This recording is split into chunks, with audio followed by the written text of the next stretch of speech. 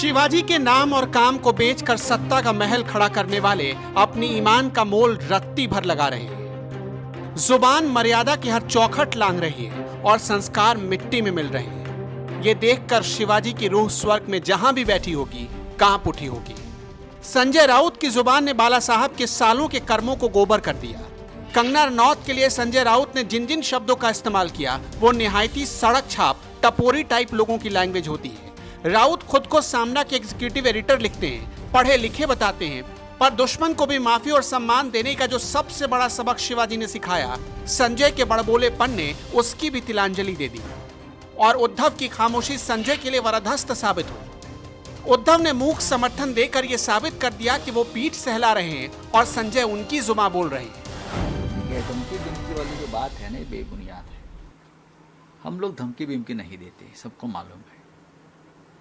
धमकी, इशारा, ये हमारा काम ही नहीं है। ठीक है, अगर हमको एक बात कोई अच्छी नहीं लगती तो हम बोल देते हैं, सड़क पर उतरेंगे ज़्यादा से ज़्यादा।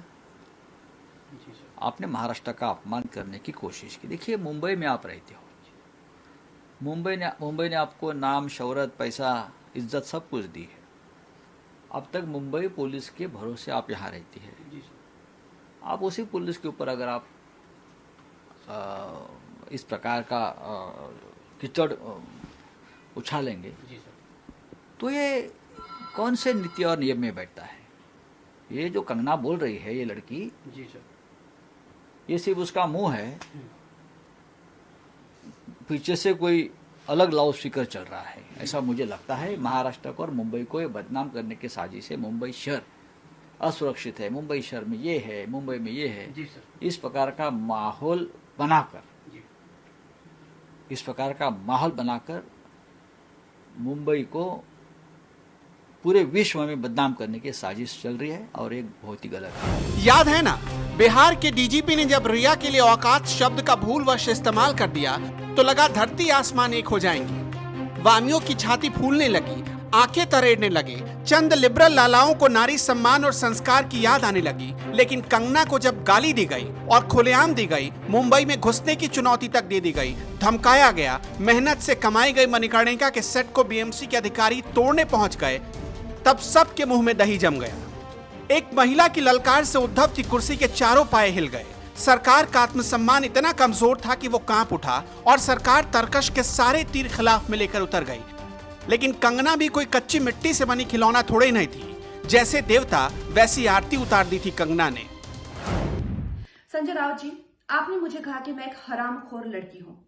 आप एक सरकारी मुलाजिम, एक मंत्री, आप तो जानते ही होंगे कि इस देश में हर दिन नहीं, हर घंटे कितनी लड़कियों के बलात्कार हो रहे हैं, कितनी लड़कियों का शोषण किया जा रहा है, उनकी बॉडीज काट के ऐसी डाल के फेंक दी जा रही है, उनकी काम की जगहों पे उनको गालियां दी जा रही है, उनका अपमान किया जा रहा है, उनके खुद के पति उनके कान, नाक, मुंह, कान, जबड़े तोड़ रहे हैं। और आपको पता है इसका जिम्मेदार कौन है? इसका जिम्मेदार है ये जो मानसिकता आपने, जिसका भौंडा प्रदर्शन पूरे समाज के सामने, पूरे देश के सामने किया है, वो मानसिकता इसकी जिम्मेदार है। और इस देश की बेटियां आपको माफ नहीं करेगी संजय जी। आपने उन सब महिलाओं का शोषण करने वालों को सशक्तिकरण किया है, इस देश की बेटियां आपको माफ नहीं करेंगी। जब आमिर खान जी ने कहा था मुझे इस देश में डर लगता है, तब उनको किसी ने हरामखोर नहीं कहा, या जब नसीरुद्दीन शाह जी ने कहा था तब उनको किसी ने हरामखोर नहीं कहा। जो मुंबई पुलिस की मैं तारीफ करते हुए नहीं थकती थी, आप देख लीजिए मेरे पुराने कोई भी इंटरव्यूज। आज जब वो पालघर की लिंचिंग में साधुओं को के सामने वो कुछ नहीं करते हैं, खड़े रहते हैं, या एक लाचार बात जैसे कि सुशांत के पिताजी उनकी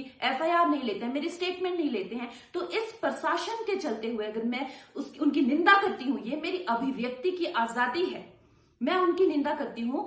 संजय जी, मैं आपकी निंदा करती हूं, आप महाराष्ट्र नहीं हैं।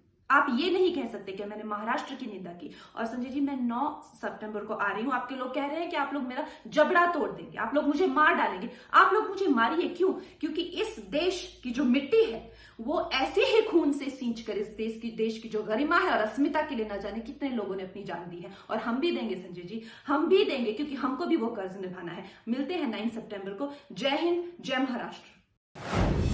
धमकी पर धमकी, ट्रोल पर ट्रोल, खुद को शिवाजी के अनुयायी बताने वालों का नारीवाद नंगा नाच कर रहा था, सरेआम गुंडाई हो रही थी। ऐसे में गृह मंत्रालय ने कंगना का साथ दिया और वाई कैटेगरी की सुरक्षा दे दी। 9 सितंबर को कंगना मुंबई आएंगी। कंगना को मुंबई में एंट्री देने से कौन रोकता है? किसकी हिम्मत है, ये पूरा भारत देखेगा। कंगना ने महाराष्ट्र की सरकार को खुलेआम चुनौती दे दी है। जंग तो अभी शुरू हुई है। एक तरफ वो लोग हैं जिनके पास पावर है, पैसा है, और एक तरफ एक अकेली कंगना जिसने अपनी मेहनत से नाम और शोहरत कमाया।